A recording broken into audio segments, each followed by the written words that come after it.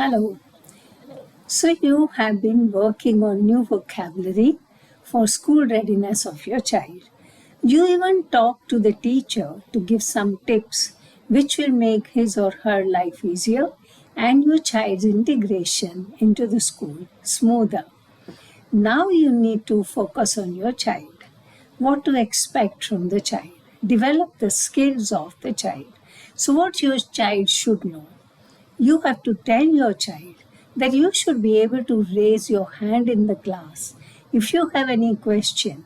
If you don't understand what the teacher has said, raise your hand and wait till the teacher calls your name and then explain. Then you can say that I could not understand it. Would you please repeat it? Can you repeat the second part of it? Can you speak little loud, please? Whatever, you should be able to explain the specific strategy to the teacher, which will help you to understand the teacher better. Also tell your child that if there is some instruction given by the teacher, for example, take out maths book from your bag. Now, you didn't understand what book the teacher is asking for. Don't worry, just look around what the other children are doing. You will see that they are taking out book from the school bag. So just look at your buddy, what book he or she has taken out from the school bag. Now, if by any chance you can't even know what book you have to take out, then raise your hand again. The teacher will call your name, then tell the teacher, Miss, which book to take out. Now the teacher will understand that you were paying attention. You know that the sum book has to be taken from the school bag, but you don't know the name of the book because you didn't get it, so the teacher will repeat. Rather than just telling the teacher, please repeat, I didn't understand. Also, you tell the child that should be able to explain the sound processor to his or her peers or anybody who asks. Suppose somebody wants to touch your sound processor, then tell that person, please don't touch. If you do that, I can't hear. I won't be able to hear you. And the same way, if somebody asks, what is this? Then you should be able to explain that this is called sound processor. It's a device I'm using because I can't hear without it. It helps me to make hear like you. Also, that this has a microphone which takes the sound of your voice to my brain and I can understand what you are saying. So this way, simple terms, if the child should be able to understand and make others understand the function of the device, it will help him or her to get mixed up with the other people around. Tell your child that if the batteries are not working or batteries are dead or your sound processor is not giving you the hearing it used to, raise your hand, tell the teacher, excuse me, miss, may I change the batteries? Now, if your child is old enough, you should teach the child how to change the batteries. But if the child cannot change the batteries, then you have to request the teacher to help him or her whenever required. Then the child will go to the teacher and say, excuse me, miss, can you help me to change my batteries? I can't hear you. So the request said with politeness coming from the child will help the teacher to help the child. Also, the child should be able to pay attention to the sound processor, and before entering the class, the child should check that he or she is hearing properly with that sound processor. These are some of the responsibilities of the child you have to ask him or her for. Another thing, if the child is using any accessories like mini mic or FM system or some other listening accessory, then you have to tell the child, take that FM, go to the teacher and give it to the teacher and say, excuse me, miss, please use this on your collar so that I can hear you better. Also, it is the child's responsibility that before the teacher leaves the class, he or she should go and get that FM or mini mic back from the teacher so that your child can give it to the next teacher. Again, many things you can think of, like suppose your child is sitting on the aisle seat, on the side seat, and is next to the window and is getting disturbed by the background noise, traffic noise, or playground noise coming from outside. Tell the child to raise his or her hand and say, excuse me, miss, I request you to change my seat, please. There is too much noise and I cannot understand what you say. Please help me to sit in the middle.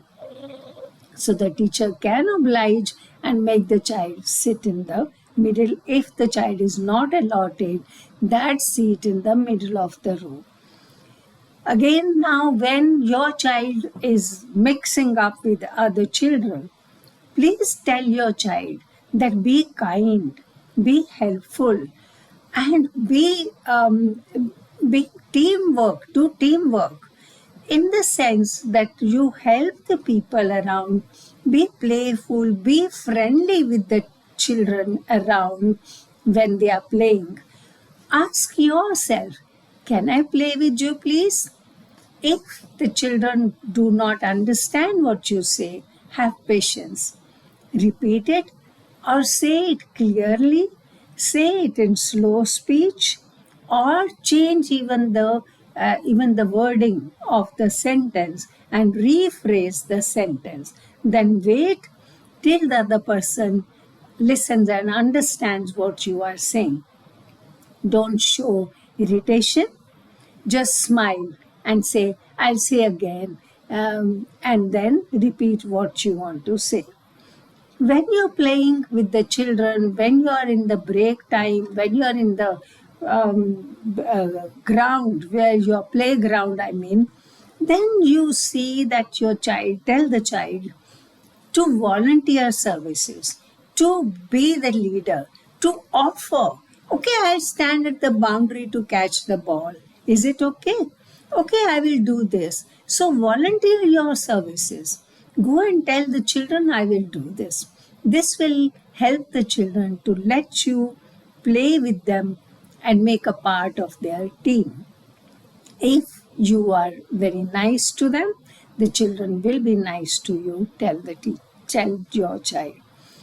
Tell your child not to complain all the time to the teacher saying, Miss is doing this, Miss is making noise, Miss is doesn't tell me, Miss, don't do that. Try to give least complaints to the teacher. Otherwise, the teacher will think this child is taking so much of my time and attention. The teacher will get irritated and will not even pay attention to the child and help the child. So the child should know how to seek help. Also, the child should not feel shy of asking for help.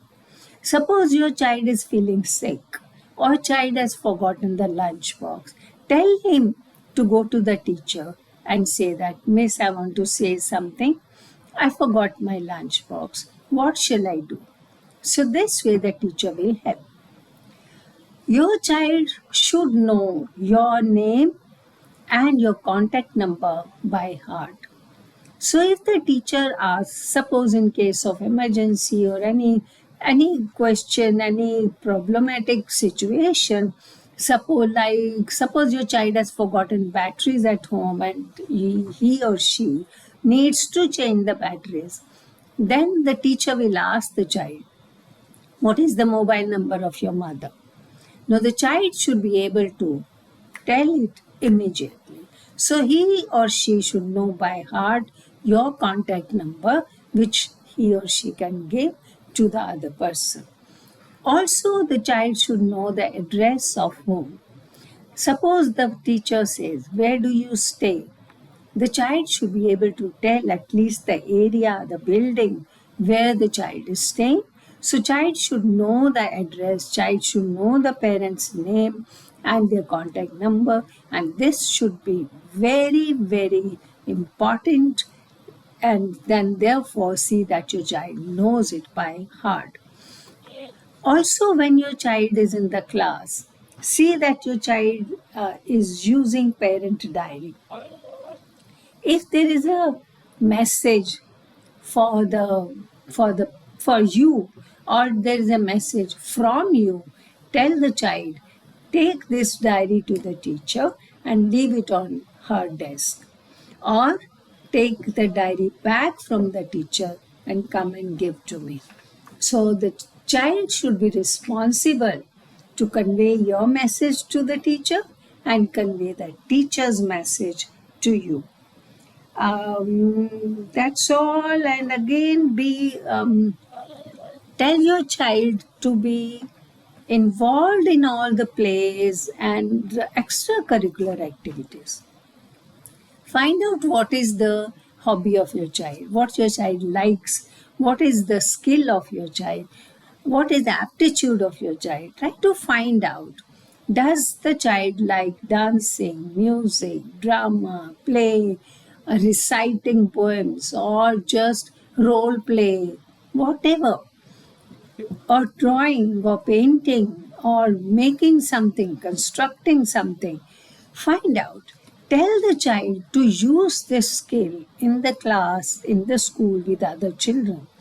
So the child should be able to draw on the board or make some painting and drawing and show to the teacher. This way, there will be, and there are many extracurricular activities in every school. So the child has to volunteer the name, take part in those extracurricular activities. Of course, you will have to lead and help the child and talk to the teacher to include the child in these extracurricular activities, which will help the child to be independent, because your child needs self-confidence. So what you need to see, the skills in your child should be self-advocacy, self-confidence, self-worth, and independence. And these should be your responsibility to create and develop in the child all these skills so the child can integrate into the school smoothly. Okay, try these out. And if you have any comments or any suggestions, you are welcome to write in the comment box. And even if you have any questions or doubts or issues you face, please write there. I'll get back to you. Thank you.